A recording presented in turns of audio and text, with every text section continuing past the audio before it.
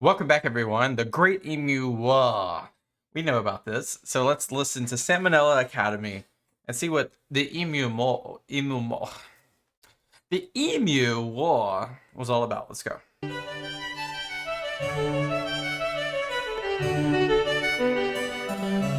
Hey, kids.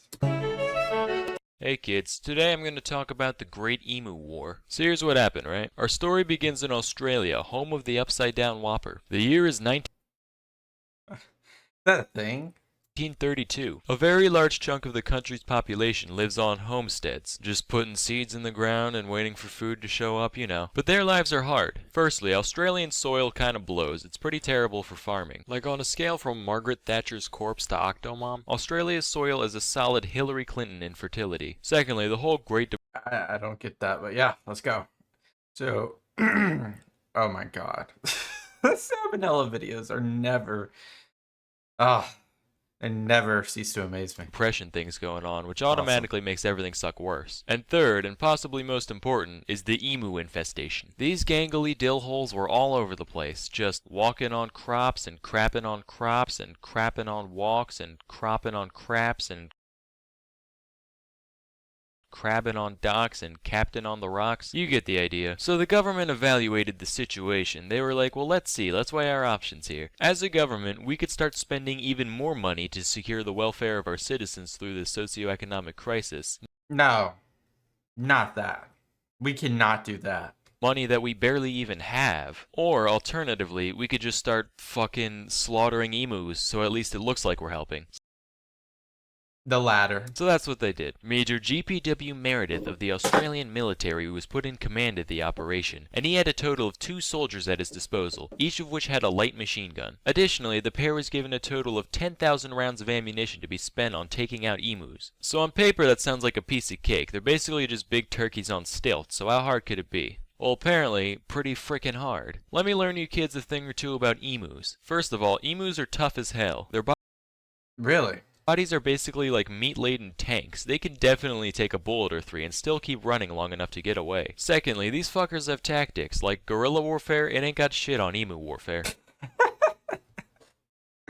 They start out in a big herd or flock or pod, I don't really know. Let me Google it. Okay, a group of emus is technically called a mob. I I think that's the perfect representation of a group of emus. So you got a big mob of emus, right? And as soon as they sense danger, they break up into a bunch of little mobs Into core. and start scattering in every direction. So if you're spraying them down with a machine gun, you can't just whip it around all over the place. You have to focus your fire on one group at a time, meaning most of the others could get away pretty easily. I don't know if they had like a huddle beforehand or if this is just some coincidental product from their ridiculous bird minds, but it was effective either way. So between these two things, taking out the emus ended up being a huge struggle. Here's the story on what happened. So the crew went out in search of emus. The first time they found a mob, they started shooting before the guns were in range, so most of the emus got away. The Rookies. Just complete rookies. second time, they waited until the emus were closer, but then the gun jammed, so most of the emus Y'all didn't check your guns? got away. And this sort of pattern went on for a while. At one point they tried getting on the back of a truck first so they could chase down the mob, but the truck wasn't fast enough to catch up and the ride was so bumpy that they couldn't aim properly, so most of the emus got away. By the time they got a fourth of the way through their ammo, after 2,500 shots, only 300 or so had been killed, which is Hey, that's pretty good. That's pretty good. Not what they were wanting to get. That's pretty good, though.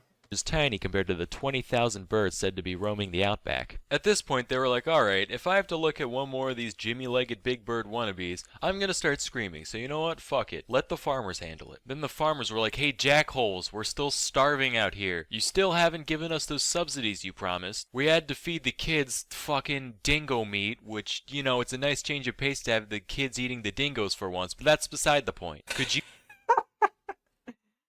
Oh, he means the dingoes have been eating the kids. That's not funny. You dicks keep at least trying to help us? Thanks. The guys were like, alright, don't get your bogans in a bundle. We'll keep going if only to prove a point. So they kept going, just finding mobs, thinning them out slightly, rinse and repeat, until finally they only had like 100 bullets left. In total, the unit only had 986 confirmed kills. Some emus might have also died from their wounds after the fact, but still, a very large portion of the hordes was still alive. So the military was forced to surrender for real this time. Yes, that's right, kids. The emus won the war. Of course, their victory didn't last too long, because after the failed operation, the government put out a bounty on the emus, and that worked pretty well. Something like 50,000 bounties ended up being cashed out over Jeez. 6 months in 1934. Jeez. So the lesson here, kids, is that if you want to commit mass murder, don't crowdfund, crowdsource. Anyway, till next time, I'm Sam. That's insane. See, we did the oversimplified video, and I do not remember this part of it. The fact that they did a bounty program is ingenious, and why didn't they do that at the beginning, right? But 1,000 emus by these guys, three individuals, that's not bad. That's 300 a pop. That's 300 a head right there. So no, I don't think it was a horrible loss. They built fences and they did other parameters to try to guardrail the crops and so forth. But 50,000 emus died to the bounty program. It's crazy. I thought that was 20,000 roaming the outback, he said. Of course, he said it. If there was 50,000 bounties cashed, does that mean they killed 50,000 emus? And how many emus were populated in Australia if 50,000 died? Like, was there 100,000 and they wiped out 50%? There are 200,000 and this was 25%.